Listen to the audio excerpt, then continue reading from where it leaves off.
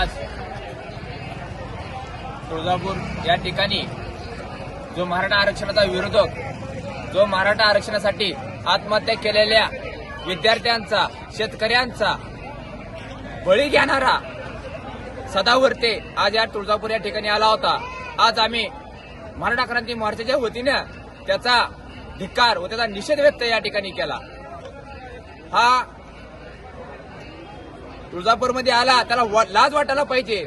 आपण ज्या ठिकाणी जात आहोत हसत खुसत चालला आणि विरोधात घोषणाबाजी करत चालला. अरे हरामखोरा, तू मराठ्यांचा बळी घेतलाय.